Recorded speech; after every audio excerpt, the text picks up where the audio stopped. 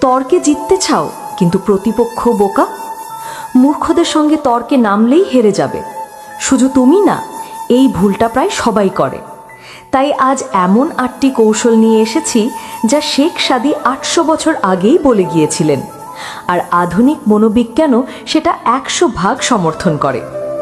এই কৌশলগুলো জানলে তুমি মূর্খদের সঙ্গে তর্ক করেও হারবে না, বরং এমনভাবে কথা বলবে যাতে তারা নিজেরাই ধরা খেয়ে যাবে। তাদের অজ্ঞতা মুখ ফুটে বের হয়ে আসবে। জানো কি, মূর্খদের সঙ্গে তর্কে জিততে গেলে বেশি জ্ঞান না, চুপ থেকে কৌশলে কথা বলা সবচেয়ে বড় অস্ত্র। আরেকটা কথা, যে তর্কে বুদ্ধিমানও হেরে যায়, সেখানে রাগ, ইগো, এগিয়ে থাকার তাড়া, এসব হলো তোমার শত্রু। শেখ সাদীর শিক্ষা অনুযায়ী এই ভিডিওতে তুমি পাবে এমন 8টি টেকনিক যা ব্যবহার করলে অফিস, পরিবার, বন্ধুদের মধ্যেও তুমি হবে আত্মবিশ্বাসী ও শ্রদ্ধাযোগ্য, যার যুক্তি কেটে ফেলা যায় না। তাই তুমি যদি সত্যের পক্ষে থেকেও বারবার তর্কে হার মানো, তাহলে এই ভিডিওটা তোমার জন্য। চলো, শেখ সাদীর কালজয়ী জ্ঞান দিয়ে আমরা শিখে নেই মূর্খকে হারানোর 8টি বিজয়ী কৌশল। পয়েন্ট 1, কেন নয়, কিভাবে প্রশ্ন করুন। একটা প্রশ্নই বদলে দিতে পারে পুরো পরিস্থিতি, আর ভুল প্রশ্ন পুরো আলোচনাকে ধ্বংস করে দিতে পারে। তাই মনে রাখো, কেন নয়, কিভাবে জিজ্ঞেস করো। ধরো তোমার টিম ডেডলাইন মিস করেছে, তুমি যদি চিৎকার করে জিজ্ঞেস করো, এত দেরি হলো কেন, তারা ভয় পাবে, আত্মরক্ষায় যাবে, হয়তো মিথ্যাও বলবে। কিন্তু যদি বলো, এখন কিভাবে সময়টা রিকভার করা যায়, তখন শুরু হবে সমাধানমুখী আলোচনা। এই ছোট পরিবর্তনে তুমি হয়ে যাবে একজন স্মার্ট লিডার, সমালোচক না, সমস্যার সমাধানকারী। শুধু টিমে নয়, তোমার সন্তানের পড়াশোনা, তোমার বন্ধুর ভুল, এমনকি পারিবারিক ঝগড়া, সবখানেই এই কৌশল কাজ করে। কেন করলি এটা বললে কেউই দায় স্বীকার করবে না। এখন থেকে কিভাবে ভালো করা যায়, এই প্রশ্ন কাউকে ছোট করে না, বরং তাকে গড়তে সাহায্য করে। তর্ক এড়াতে চাইলে কেন নয়, কিভাবে দিয়েই শুরু করো। পয়েন্ট 2, মূল বিষয় থাকুন, গুরুত্বহীন বিষয় না যান। তর্ক জিততে হলে ফোকাস ধরে রাখাই সবকিছু। একবার ফোকাস হারালে খেলাই তুমি শেষ। মূর্খদের সবচেয়ে বড় ট্রিক কি জানো? তারা মূল বিষয় থেকে তোমাকে সরিয়ে আনে। তারা বলবে, অমুক নাকি তোমার নামে এটা বলেছে, বা তোমার আগের কাজগুলো কেমন ছিল মনে আছে। তখনই তুমি ভুল করবে। তৃতীয় ব্যক্তি, অতীত প্রসঙ্গ, ব্যক্তিগত ইমোশন টেনে এনে এই সব ফালতু কথায় ঢুকে গেলে তর্ক নয়, ড্রামা শুরু হয়ে যায়। তুমি জিতবে না, তুমি জড়িয়ে পড়বে। তাই যত কিছুই হোক, মূল বিষয়ের বাইরে যাবে না। তুমি এখানে আলোচনা করতে এসেছো, কারোর চরিত্র বিশ্লেষণ নয়। মনে রেখো, যে তর্কে তুমি ব্যক্তিগত হয়ে যাও, সে তর্কে তোমার যুক্তির ওজন হারায়। তাই মূর্খের ফাঁদে পা না দিয়ে সরাসরি সমস্যার কেন্দ্রে আঘাত করো। গেম চেঞ্জার হতে চাইলে ফোকাস রেখো, জয় তোমার। পয়েন্ট 3, আবেগপ্রবণ হবেন না। তর্কের সবচেয়ে মারাত্মক শত্রু কি জানো? তোমার রাগ, তোমার আবেগ। মূর্খরা ঠিক এটাকেই কাজে লাগায়। তারা এমন কথা বলবে যা শুনলে তোমার মাথা ঠিক থাকবে না। তুমি তখন যুক্তি ফেলে ইমোশনে গলে পড়বে। সেই মুহূর্তেই তুমি হেরে গেলে, কারণ দর্শক তখন দেখে দুজনেই চিৎকার করছে। কে ঠিক কে ভুল তার কেউ বোঝে না। সবাই ভাবে দুজনেই মূর্খ। তোমার কি সেটা চাই? তাই আবেগে নয়, মাথা ঠান্ডা রেখে খেলা খেলো। তুমি যদি নিশ্চিত হও তুমি সত্য বলছো, তাহলে চেঁচানোর দরকার কি? সত্য চিৎকারে প্রমাণ হয় না। মূর্খ উত্তেজিত হবে, তুমি নীরব বুদ্ধিদীপ্ত ঘুষি মারো। তর্কে জিততে হলে শান্তিই তোমার সুপার পাওয়ার। শেষ কথা, মাথা গরম করলেই খেলায় নামার আগেই তুমি হেরে বসে আছো। পয়েন্ট 4, যেই সব বিষয় জানো না সেই বিষয়ে তর্ক করো না। ইন্টারনেট ঘেঁটে 5 মিনিটে তথ্য মুখস্থ করে তর্কে নামলে তুমি শুধু জ্ঞানী সেজে থাকো, আসলে নিজেকে এক্সপোজ করো।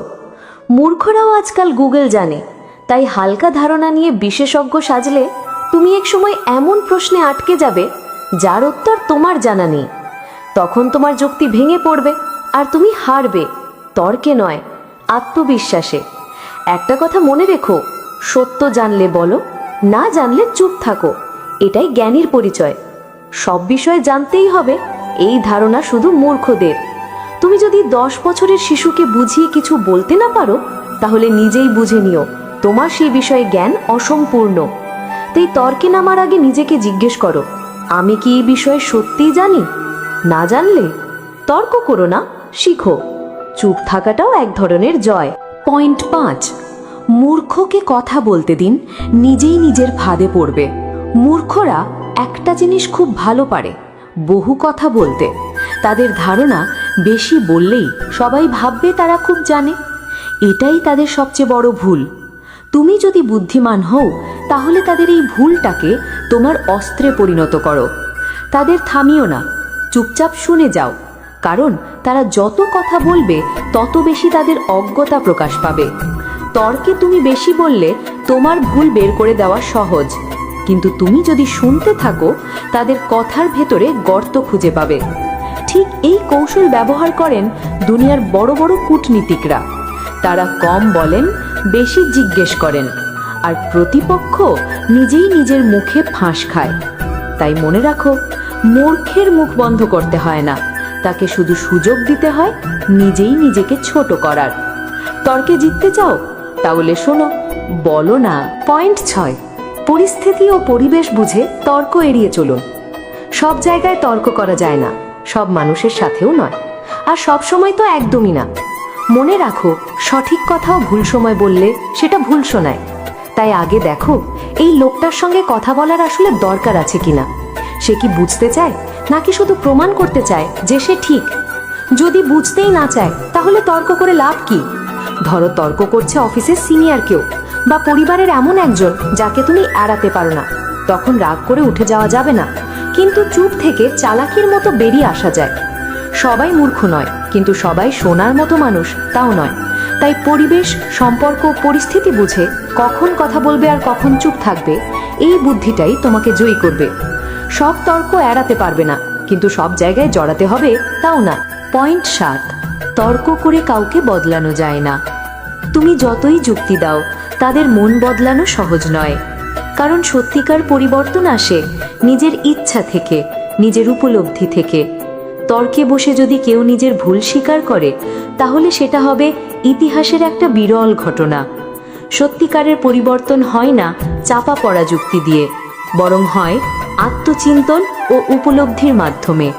তাই তুমি যদি মূর্খের সঙ্গে তর্ক করো তবে বুঝে নিও তার মন বদলানোর চেষ্টাটা বৃথা।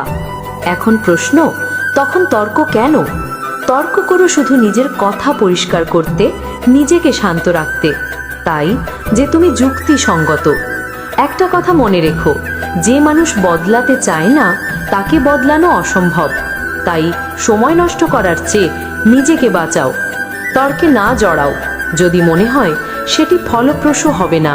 পয়েন্ট 8, একসাথে উঠা বসা করলেও সতর্ক থাকুন, পরিচয়ের প্রভাব পড়ে। তুমি যাদের সঙ্গে সময় কাটাও তারা তোমার পরিচয়ের আয়না। যদি মূর্খদের সঙ্গে বেশি ওঠানামা করো, মানুষ তোমাকে মূর্খ ভাবতে বাধ্য হবে।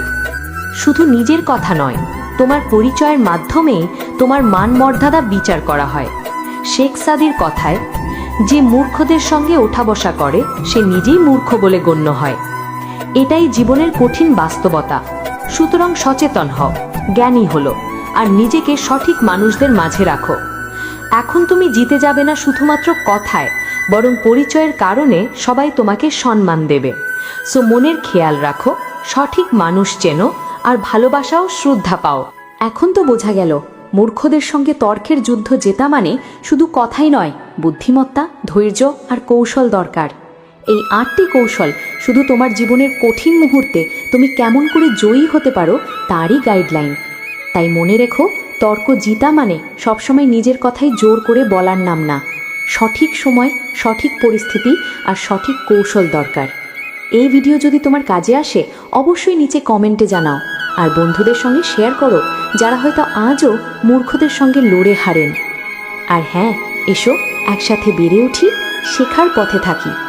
ভিডিওটি লাইক করো, সাবস্ক্রাইব করো, আর বেল আইকন টিপে নাও পরবর্তী ভিডিও প্রথমেই পেতে। তোমার সাফল্যের পথে আমি আছি তোমার সঙ্গে। ধন্যবাদ, দেখা হবে পরের ভিডিওতে।